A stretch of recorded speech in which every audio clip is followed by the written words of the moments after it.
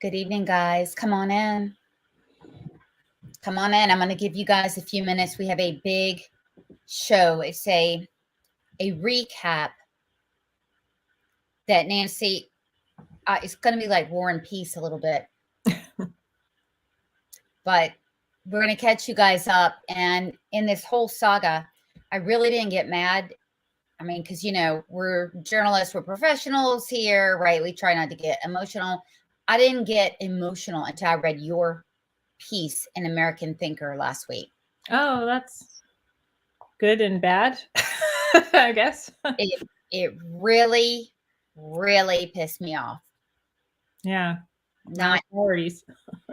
yes, not going to lie. So, here we go. So we began September 13th. We posted, look, Pitt County, they had this training. They didn't have this training, to be clear. ECU has a teacher training that teachers, principals can opt into. A principal went. It was focused nonstop on sexuality. Now, today we got the slides, so we're going to show you that. It really was focused on sexuality. Then we found out folks at the ECU Medical School that have just started this pediatric gender clinic that does hormone therapy, dangerous hormone therapy. Then we find out they're connected. Then we had a bunch of people denying it. Now, you know that we don't post stuff unless we've got the FACTS first. So we had recordings that we had to drop on them. And then we do it one time, they think it's slup. Second time, that was yesterday, gender clinic. So we recorded a conversation really where they were like, and I'm not joking, they basically said, you want a gender affirming care for your fictitious 13-year-old son? You got a heartbeat and a wallet? Come on in. And that was it. And so here we are, right? We are with ECU offering a teacher training. Now, you don't have to go to this teacher training, but they're offering a teacher training that they told us was just, hey, about tolerance and love. And we get the copies and we find out tolerance of everyone but heterosexual people. Right. So it's as bad as we thought it was, but a little worse. Should we cut to those slides now, Nancy? Sure. Okay. All right. So this is just slides. By the way, one more thing. Let's zoom in here. We, after a battle royale with ECU, finally got them to produce the documents from our record request. We had to get legal, to be honest with you. And we got the presentation that I'm about to show you, some of the slides. It says redacted. Yeah. So the way that public records work is this, is that this is a government funded program, federally and state funded. They have to produce the documents.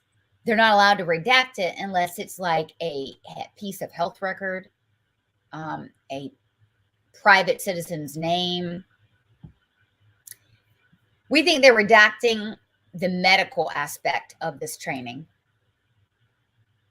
That's what they think. That's what we think it is. But it's bad enough what they're actually doing. So this safe zone training provided at ECU, and their goal was to really train all of the teachers, principals, and counselors in the eastern part of the state how to do all this stuff.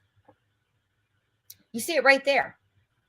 To heighten the awareness of LGBTQ issues in school. K through 12, why in the hell should the issues of sexuality be raised in school? And to reduce heterosexism and cis sexism in school. We had to look this up.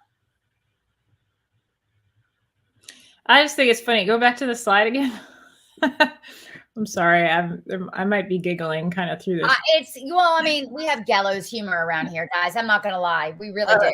The second bullet point, the bullet points you pointed out in all seriousness are crazy.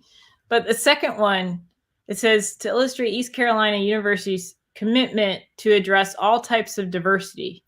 Like, what are all types of diversity? A diverse array of diversity? Like, I'm sorry, it's just and then it says to provide support specifically for LGBTQ students. But you just said you were going to address all types of diversity, but now you're only going to address one type of diversity. You know, it's just it's just so silly. Like, they try to make it sound so official and so important and loving and tolerant and stuff, but it contradicts itself and it doesn't even make sense. Sorry. The white male, probably Christian, I can speak from experience, Jew, that's who's in their crosshair, or so we thought. But these programs focus on, I mean, look at Pitt County in general. The Pitt County school system, mostly minorities, 70% minorities in that district. Low income. So I would argue I would argue that they're targeting the black females. Well, they're certainly making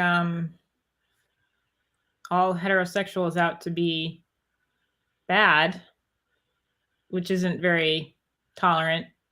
No, it's not great for population. I mean, look, as you pointed out in your article, the birth rate is going down. This is between putting Planned Parenthoods, I guess, around and these clinics. There you go. So foundational concept, as if it weren't bad enough. Their objective, they're hammering the hell out of this. Yeah. Heterosexism and cissexism. Okay, whatever. Yeah, I would put a hyphen there, but okay. So what this is it's called straight privilege. Right. Yeah, no, we saw the same thing. There are lists of privilege now. The common privilege one you come across is Unpacking the Invisible Knapsack or something like that by Peggy McIntosh from the late 90s, which goes through all the reasons why you should feel guilty if you are white. And that was bad enough. But then, you know, at the governor's school documents, they had several different lists of privilege, including intelligence privilege or gifted privilege or something. And they're at the governor's school. I mean, they're gifted kids. Anyway, but yeah, they had like heteronormative privilege, you know, and so again, it's just more evidence that they're dividing everyone up into groups and categories and then trying to, well, I guess they like to say deconstruct or assign people all certain things, assign these groups, you know, vagaries that they should feel ashamed or guilty about. It's a manipulation tactic. It's devious and it's gross.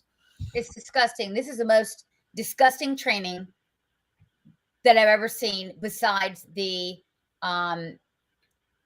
preschool training to do whiteness for the disabled preschoolers a year ago. Okay, so this is disgusting.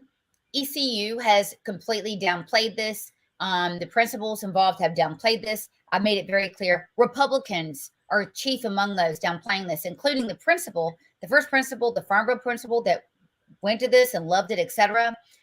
She was a registered Republican.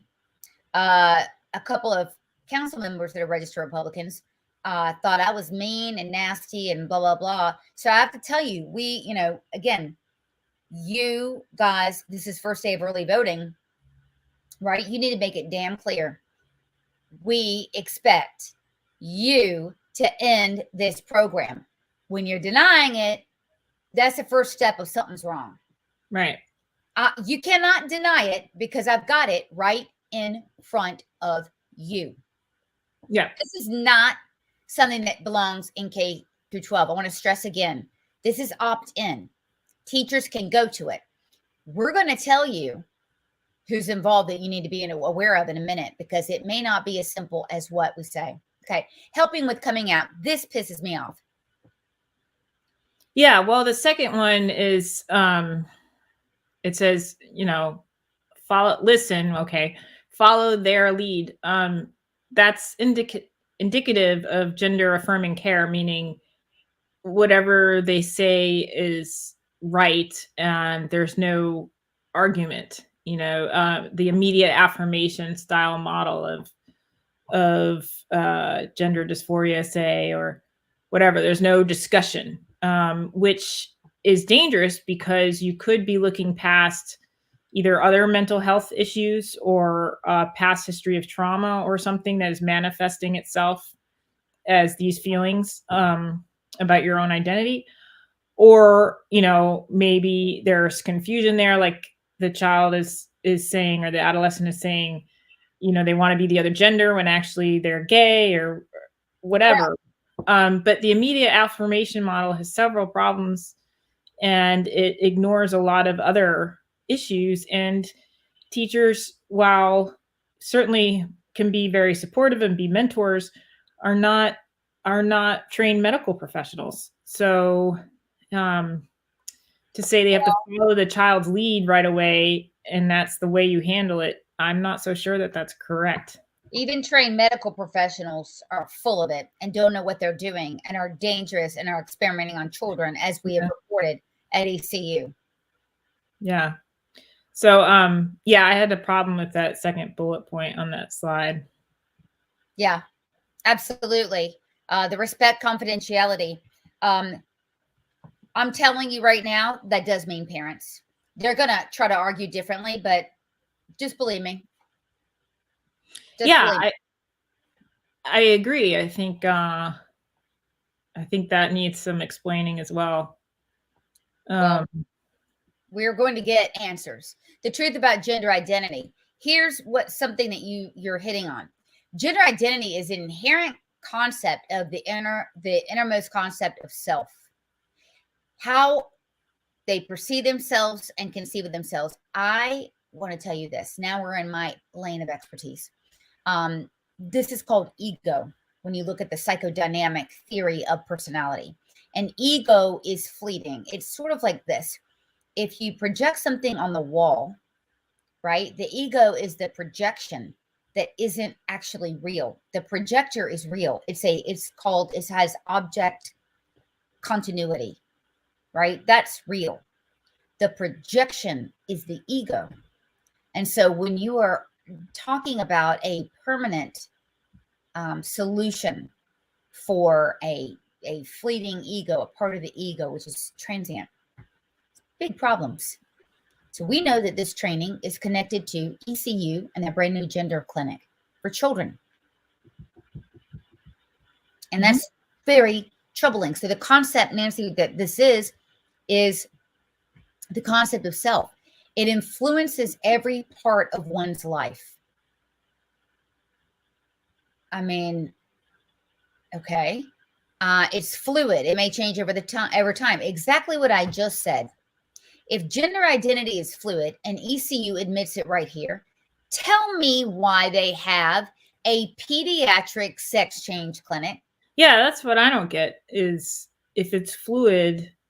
And on top of that, not only is it fluid, but like 80 to 90% of kids who may have gender dysphoria end up like progressing out of it or growing out of it, whatever the term is that you want to use. So it's not only fluid, but it can also be transitory. So yeah, why treat them with medications that some pediatric endocrinologist label is permanent? It doesn't make any sense. Well, the FDA also says it's permanent. And I'm going to go over that article in a second. The FDA agrees with us. The American Academy of Pediatrics agrees with us. France, Finland, Switzerland, and the UK agree with us. And finally, detransitioners agree with us. So we are not alone in saying that these drugs cause sterility, permanent changes. And I'm going to get into that in just a second. So, they're arguing against their own clinic. And I'm telling you this. I'm sorry. I just want to interrupt you 1 second. The last bullet point I find interesting as well, because it says if you met one trans person, you've met one trans person, meaning, that person is an individual, which makes total sense. I agree with that. So then why are they speaking on behalf of all LGBTQ community? If they're saying this is the facts and this is how it has to be handled and et cetera, but we know that not all people in the LGBTQ community agree with this, and they're all individuals. Most don't.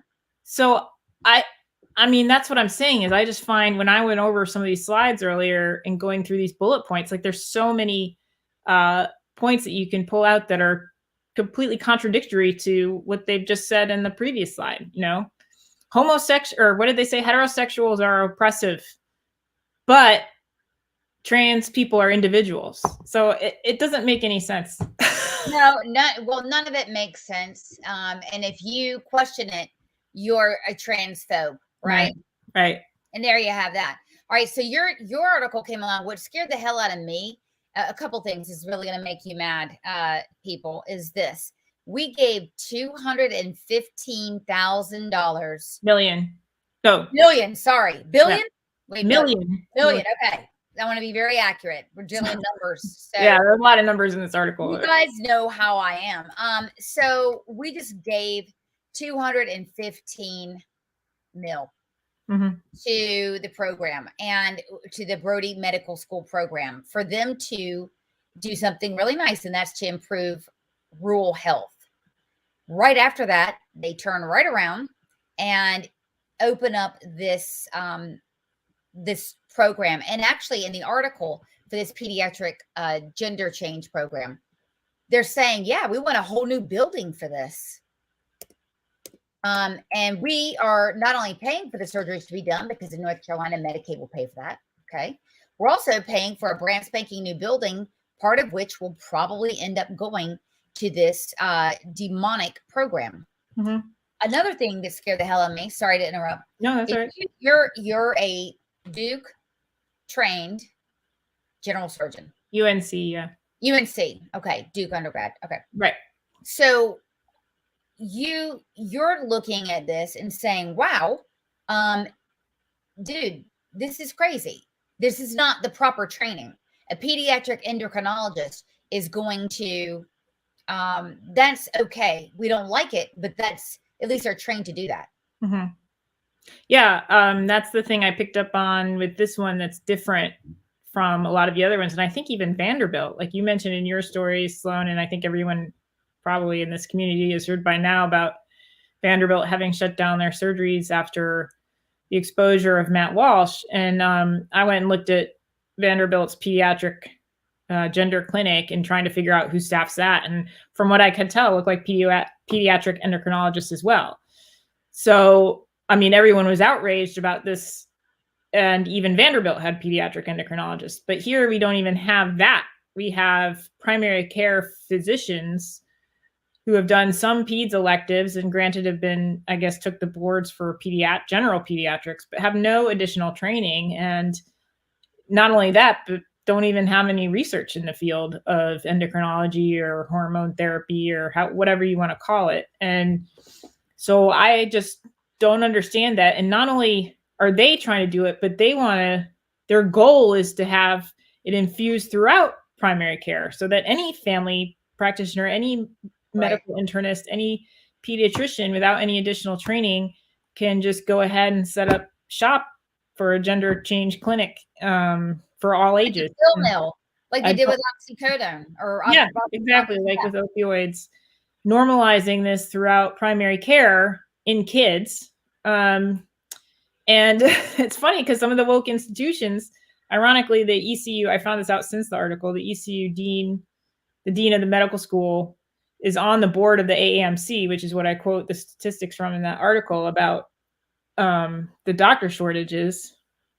They're actually going to need fewer pediatricians in the future compared to doctors who care for adults because the population of adults is going to completely surpass that of kids. So the fact that ECU, which prides itself on being, a primary care training institution that is rural healthcare, that needs to bring more basic medical services to rural health communities in the state of North Carolina, is going to try to bring pediatric gender change to primary care when the stuff isn't even approved by the FDA and it's off-label and there's no real good information or studies, is illogical to me. Well, and how the dean got on board with this, I don't know. Well, it's absolutely irresponsible. And by the way, the lawyers are going to be going into a feeding frenzy very soon. Yeah, I don't. Let me point a couple of things out. I pointed this out in our objection to Sherry Beasley, saying that she wanted taxpayer funding for Black children to have these operations. You need to know that there's a lot of detransitioners out there that say, yes, we are sterile and we have ruined our lives. Puberty blockers for children can cause mental illness, according to the American Academy for Pediatrics. It can click off schizophrenia or bipolar. That is a lifelong debilitating disease. The FDA says two things. Number one, we do not approve of usage of puberty blockers in children. It is off-label use. They have a black box warning on Lupron for suicidality and other things. Look it up. Also, the FDA this summer said, look, we're getting a massive amount of adverse events of brain swelling and vision loss. Can you imagine? Can you imagine this? I mean, look, Accutane for acne is a drug that causes problems along this scale. And you have to have a blood test before you take it and during every month. Yeah. Every month. It's very lock and key, last resort. And they're giving this out like candy. FDA's issued warnings. European nations have issued warnings. I mean, the stuff is highly dangerous and it absolutely causes sterility. In fact, why don't you guys, you naysayers, which I had some on my Facebook page that couldn't tell me one lie I was saying, go to Duke and go to UNC Pediatric Gender Change Clinic. Go to their clinic. They will say on the website that everybody who goes through the hormone treatment, puberty blockers, etc., like they do at ECU, they will talk about options to preserve their fertility. Why would they do that, Nancy? And you're the doctor. No, they would do that because there's a risk of losing the ability to have children. So they need to talk about options to potentially cover that if that were to happen.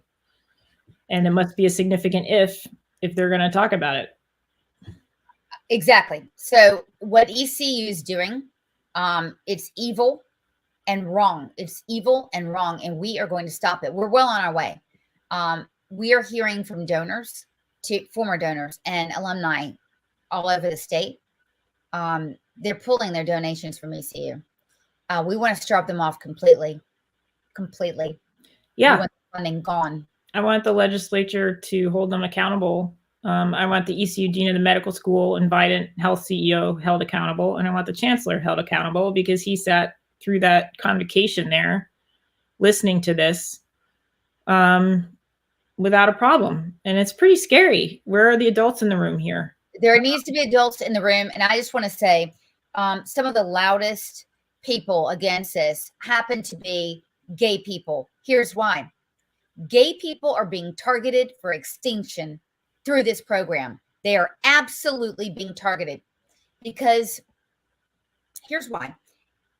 A lot of time, I think there's a lot of research on this. I can't point you to exactly what it is, but when identity development starts and children are attracted to about 16, attracted to members of their same gender. What this movement says is, yeah, you feel like a woman now, don't you? Yeah, I guess I do, based on the attraction alone. And then what this movement is saying, you don't have to be gay anymore. You can be trans. It is okay to be a gay male. It is okay to be a gay female. You do not have to change your outward manifestations of your gender. So, and I want to get to this. Let me tell you who's doing this. She's in our crosshairs. This woman is fake as hell. I just watched a presentation with her. Pitt County Parents for Public Schools. She was a facilitator. They back school board candidates. This is a school board candidate who is the contact for this program, Kelly Weaver, and hear me loud. We will defeat you, Kelly Weaver. Gird your loins. This woman is one of the facilitators for this program. I've heard her speak. Sugar wouldn't melt. She's like a robot. We accept all children. We accept all children. Stop messing with people's children. Stop it. That's what she's doing. She's trying to mess with other people's children. If you accept all children, then teach them, educate them, get them up to reading and math standards, make them successful, potentially more successful for later life, you know, give them the education they deserve. Don't worry about, you know, homosexual or heterosexual oppression and all of this vagary. Like, give them an education. Stop the queer ideology. Yes, absolutely. The Brooklyn Way is making some excellent points here too. Kelly Weaver is running for school board. She is a fake robot. I have seen her speak. She is full of it. She is a facilitator for this program. She wants to bring clinics into Pitt County schools. This is the bombshell. Kelly Weaver wants to put clinics in the schools. We know what the schools are going to do. We know. Yeah. Emma, you're exactly right. Absolutely. Can girls be girls and boys be boys? And if they are girls that are gay, that's fine. Boys that are gay, that's fine. Or girls that like to play baseball, that's fine, etc. What's going on is so homophobic and so anti-woman. It's like, it's plain as the nose on our face. This is a homophobic movement. I said it. Kelly Weaver, you're a homophobe. Yeah, and it's important. I think that's a good point. Like the relationships between girls and adolescents or boys and adolescents, part of that is exploring those relationships and exploring the interactions and the friendships and that type of thing. And if you interfere with that and say, hey, you know, you really like to hang out, you're a girl and you really like to hang out with a lot of girls and you're a star athlete and have short hair, whatever, the tomboy thing, maybe you're a boy, that's interfering with that process, inserting that type of, again, this gender ideology stuff, and it harms that development. This is a bigoted movement. It's a sexist movement. It wants to eliminate the people they purport to help. Okay, made possible by, we're going to go after them, by the way, the College of Education. We want it. I want state funding out of it. Jesse Peel Center, I want funding out of it. All this stuff, I want funding out of it. God, I dare you to call me homophobic. I dare you. I am no such thing right now. I'm going Stonewall, baby, right here, right now. This is a Stonewall movement to stop this from stopping children from being castrated, mutilated. Yeah, and politically indoctrinated too, because there's certainly a political agenda as well, which shouldn't be supported with tax dollars either. The sexual agenda is worse, the sexualizing children, but you know, it's not like they're politically neutral either. No, objectives, I've already shown you that. History, blah, blah, blah. This is foundational concepts. Do you have a Zodiac one? Is that one on here? Oh, yeah, it is. Nancy's hung up on this.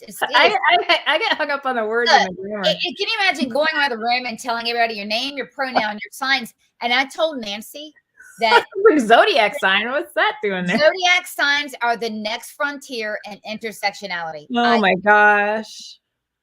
I'm a Scorpio. Well, I guess if someone doesn't have the RAM, because I'm Aries, they don't have the RAM on their desk or something. I'm not accepted. The RAM is a phallic symbol. Nancy, we need to go and scrape your breasts off and put penis on you. Yeah. Okay. I just Scorpio. You're really taking that. I mean, I'm running with it. Unless there's like a recording and that was just, they kind of stuck that in there as a joke. I'm a little bit. But okay, I'm sorry. And Barbie, you're making a good point too. And yeah, I know. The Brooklyn way. Okay. She's getting embarrassed for me. All right. I'm telling you, the zodiac signs, I bet money, are the next frontier in intersectionality. And if you've got Scorpio privilege, you're going to be on the chopping block, baby. That's hilarious. Yeah. Can you imagine? What's Cancer? Cancer is probably taboo. Oh, wait a minute. Pisces. That's a big problem. Okay. Okay, I'll stop. So they're defining all this helpful terms. Is it helpful or is it bull? Anyway, sex is a medical term. Oh, it's not assigned at birth. It's not assigned at birth. That reminds me, if it's a medical term, why are you doing medical shit to people to change their gender? Do you see what I'm saying? Well, I'm just like, what does this have to do with K through 12 education? This has nothing to do with it. Of course not. And Kelly Weaver knows it. And Kelly Weaver knows it. Kelly Weaver, school board, Pitt County, she's going down. We're going to make her lose. Gender identity, person's deeply felt inherent sense of being. I deeply feel like I'm 22 years old. And if I could get insurance to pay for surgery that will reflect that, I think life would be better. Well, they're teaching this as fact. It's not fact. Yes. It's a theory that came out of academia that is on the fringe, of academia and became mainstreamed. And they're not even teaching it as a theory. They're teaching it as fact. And there's so many people and so many academics and whatever else that disagree with these, Yeah. And but your principle is going to be that this makes no sense. Orientation versus identity. I mean, this is, by the way, you're looking at a program. ECU. What has happened to you, dudes? This is horrible. ECU training. This crap. Yeah, Kelly Weaver, paging Kelly Weaver, Miss Sweet and sickening sweet robot, Democrat. This is the kind of training they were putting up there, talking about at the convocation. Well, with the chancellor sitting there, the chancellor of ECU he's got to go. What? Okay. I want to tell you this, guys. The court has enshrined the right, Supreme Court on down, repeatedly for parents to control where, when, and how their children learn about sex and sexuality. This is breaking the law. Yeah. And in Emma, that's interesting because now in North Carolina, Emma, I'm going to tell you a couple things. Number one, Medicaid pays for these hormones, which are a couple thou a month. And then the state employee health plan. You know who's very interested in expanding Medicare? The ECU Dean of School Medicine of Dean. Well, CEO of Vidant Health. Very, very interested. Michael Waldron. Mm-hmm. He's been lobbying for it. Okay. Yeah. So we need to, Barbie, you're exactly right. This medical cartel, which Dale Falwell, the great treasurer of our state, Dale's got it out for this medical cartel, the healthcare cartel. This is part of it. They want to sterilize our children also. And these vaccinations with really look at the Israel study. Look at that, what it does to young men's hearts with the myocarditis. I mean, well, if we're going to bring up vaccinations quickly, something I thought of with the hormone off-label, like these pediatricians and primary care docs at ECU who want to prescribe off-label hormone treatments for kids, hormone drugs for kids, they're off-label. And while we're talking about vaccinations, then what was the outrage about ivermectin again? It was off-label. Oh, off-label. So they couldn't give ivermectin, which has a long history of being a very safe drug with minimal side effects, that has changed the lives of third world countries and other countries around the world for its, anti-parasitic ability and prophylaxis. It has been tested for years in adults who have control over their body who may want it, even though it's off-label use. That couldn't happen. No way, no how. And a lot of the same people who are now saying, well, if a kid is deemed by himself or herself to be a gender other than he or she thinks she is, give him an off-label hormone drug that hasn't been tested on kids. And then again, then the FDA, American College of Pediatrics, 5 European countries won't use now. Like you're going uphill, and we've got a big surprise for ECU coming up.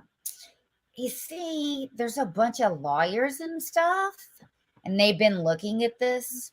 And when they see things like the doctor who's only 33 years old, just out of school, the doctor running this, when they see her saying in the newspaper, gosh, we can't find anyone around who will give these dangerous drugs. I'm paraphrasing these drugs to any children. So we'll have to do it ourselves. Now, we do have pediatric endocrinologists here at ECU, but they don't want to do anything like this. So it's down to us. When lawyers read stuff like that, they lick their chops. Yeah, well, that was another one. I mean, I can't speak for those pediatric endocrinologists, and I haven't talked to those pediatric endocrinologists, but that seems to be the dog not barking that they're not involved with this. They're there. They do these hormone treatments and the tiny, tiny bit of indications that the FDA would approve it for use. Yeah. So it raises a question in my mind. You can't definitively answer it, but it's just something to think about and to ponder. Definitely. Now I want to put Kelly Weaver back. I'm going to have to say this. So Kelly Weaver, born and raised in Pitt County, etc. And you've got a lot of people that say, wow, I know Kelly. She's a great person, blah, blah, blah. Kelly Weaver wants to bring this into schools, and she wants to bring clinics into schools. And we know what's going to happen there. Do not vote for Kelly Weaver. Very dangerous. So anyway, the training goes on. Tell me that they're not injecting sexual politics into the classroom. Yeah. Okay. So they are. Cisgender, trans, two-spirit, blah, blah, blah, blah, blah. Definition. Look, it goes on and on and on. So they're hammering out the fact that there are all these gender identities. Good God, it doesn't end. Ally. Well, that's the one too. Ally. The last bullet point says, a person who works to end oppression by recognizing it's a person, it's singular. So it's by recognizing her own privilege or his own privilege. By being heterosexual. Okay. They can't get the grammar correct. Yeah. At this point, I can't either. I don't know how many definitions for what I know. But anyway, the oppression of, really, I really don't. ECU, you've gone down the tubes. We're going to run a Close Your Wallet campaign to ECU. It's already starting a little bit, but you just wait after the election. You wait. I'm not even in the bullpen yet. We haven't even gotten started. We haven't even put in our first wad of chewing gum or chewing tobacco if we were in a baseball game. I'm pretty good. I've watched a few games. All right. Comments, reflections. I'll wager a bet that you better watch your comments, because if you trigger warning someone, the flags, what? 12 teachers, principal, you need to know these flags. There are a bunch of different flags. Okay. Why? ECU, you need to get these activists under control. We've got activism, medicine, and education here. Coming out. Here again, this is the second coming out. The second coming out slide. They want your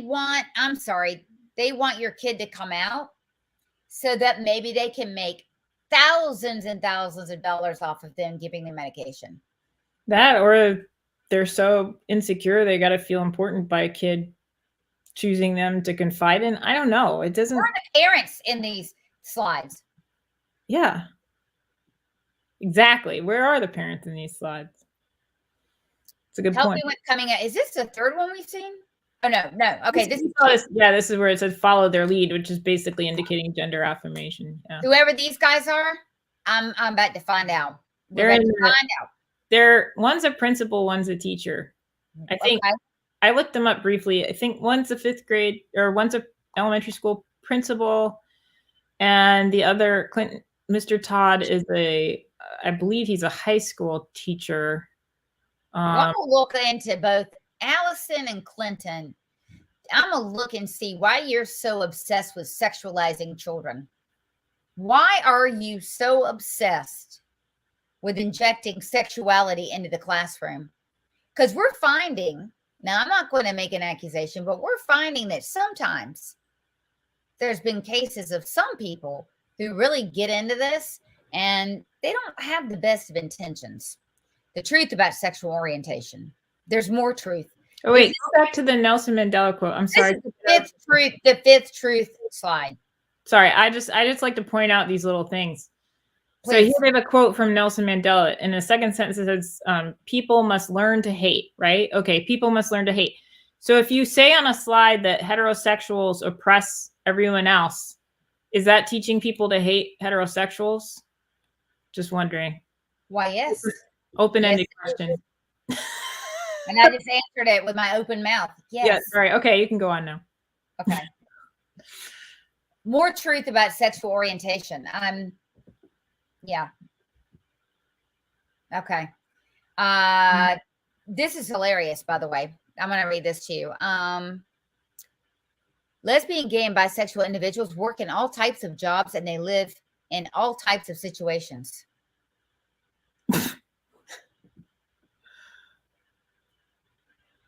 I thought they experiences are not necessarily indicative of one's sexual orientation, because we all talk about our sexual experiences in K through 12 schools all the time. Yeah, see, I thought lesbian, gay, and bisexual people only worked on Broadway. Let's see, at the Gap. Someone's gonna like isolate that clip and say you mean and at the Mac counter. By the way, just for the record, I will not let anyone touch my makeup unless it's sarcasm. Oh, please. And I love when I go to the Mac counter, because I do have trans folks that put on my makeup and they do the best job. All true. So, but I know that there are trans people that do a lot of things. They are pilots. They are Caitlyn Jenner. They are, yes. And so they're saying that we're all stereotyping. Everybody knows at least someone that's gay. Most people have someone gay in their own family, right? So it's very condescending. Yeah, I mean, and it has nothing to do with, teaching 5-year-olds how to read. So, well, I mean, there you have it. And the truth about gender identity, we already have that. Prejudice and discrimination, this will be a good one. Oppression, systemic and institutional inequity of power. We've heard that before with CRT. Yeah, this is the intersectionality component of this. Yeah. Yeah. Okay, this is weird. Emma, I'm putting it up without reading. I said, I hope it's not bad. A sperm party for a couple, and they kept repeating it like maniacs. They could just had a baby shower, but they didn't make it hyper queer. Is it performative? And you're getting back to this, right? That it's not performative. I mean, yeah, I know we all know people that can be over the top with things. By and large, we don't find that. By and large, we find that, here's the dirty little secret. Gay parents want their children educated just like non-gay parents. Gay children deserve to have a great future just like non-gay children. Right. Yeah, and I think there is some performative element to this, and we see it now with this hyper focus on drag queen Yeah, story hour and museum hour and all of this stuff, which is total performance based stereotype, right? You know, exactly. Right. I mean, so how, yeah, you brought up a good point. So they're really turning, um, they're really kind of bashing the gay community by doing this stuff. Everybody that's gay that I know is mortified, thinking, I hope that the general public does not think that gay people act like that. Of course we don't, but right. No, it's again, it's this total hypocrisy of, oh, if you've met one trans person, that's it. You've met one. Like, you can't, stereotype. But here they are constantly stereotyping. It makes no sense. well, it's bull and it doesn't belong anywhere in school. So here's where we are, just to recap everything. We first in September looked into the safe zone training and said, wow, doesn't look good. That was it. So much hell was raised. We had teachers raising hell. We had psychologists raising hell, dropping us messages threatening us. We're like, wow, this is weird. So we looked into it more and found out that ECU just opened a brand new gender clinic, and they said, we treat with hormones. Now we're dropping 2 more audios. We have dropped 2. We have 2 more to go where it gets even worse what they're doing. Okay. Then we get a Nancy story. Nancy, you make the point they're not even qualified to do this when you look at everyone else is doing it and the standard of care. Mm-hmm. Well, yeah, I question that and question the priorities of ECU if they're going to take tax dollars claiming they're invested in rural health care and primary care. And if they look at the numbers, then why this is on their radar, I don't really understand. It's woke medicine. It's activism and medicine, which is activism, medicine targeted at children behind their parents' back. That's what it is. It's sickening, disgusting, evil. Yeah. But I digress. So now we get to the point where we actually get the copies of the training. We were told that we were all wet and it wasn't anything about sexuality at all whatsoever. It was wall-to-wall sexuality, everything. And zodiac signs. And zodiac signs. Yeah. Those damn Capricorns. Those are the people that have the privilege. Yeah, I don't know. What is that, September? Not Sagittarius? No, Sagittarius is December. September is a Libra. Yeah. You're right. A lot of people, yeah, that's right. People want to do their job. And by the way, everybody can prosper with a good education. Right. That's the point. This is education. This is K through 12 education.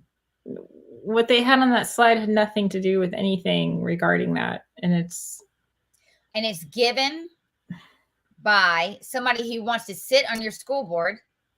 This one, sugar wouldn't melt in her mouth. She is just so, we want to be accepting of everything and blah, blah, blah. She wants to sexualize your children. She wants to groom your children. She wants to bring these clinics in. We're going to find out where she's getting paid. And then this one, so sweet, so loving, so full of it. True acceptance, true tolerance is doing as much as you possibly can to provide these kids with an amazing education.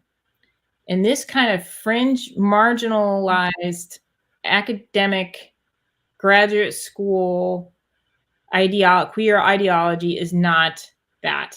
It's just not. And it's not proven to decrease suicide rates. No. We need to be compassionate to those who are showing confusion and having difficulty with their identity, who are depressed, who are anxious, who are manifesting signs of gender dysphoria, all of that. And so, but on an individual basis, this is a totally different purpose. This is not to prevent they say it's to prevent suicides. It's not proven to prevent suicides. But the medication, it's to affirm their own sense of ideology and to insert it into everyone else's family. And like Sloan said, I think honestly, the best thing you've said this hour has been, where are the parents on those slides? They're nowhere. I see a lot about confidentiality. I mean, that just dropped the mic right there. I mean, that says it all, right? Yeah. Yeah. Good. So, one last thing I want to bring up, where the heck is your audience? Trigger warning. Let me tell you something. We have been shadow banned, and we noticed it really picked up in the last 2 months. On Twitter, I was kicked personally off of LinkedIn, number one. Number two, our Instagram account was shut down. We are slowly moving to different platforms. I'm trying to learn TikTok. So we're trying to expand. We're on Rumble as well, but not live, just a day later.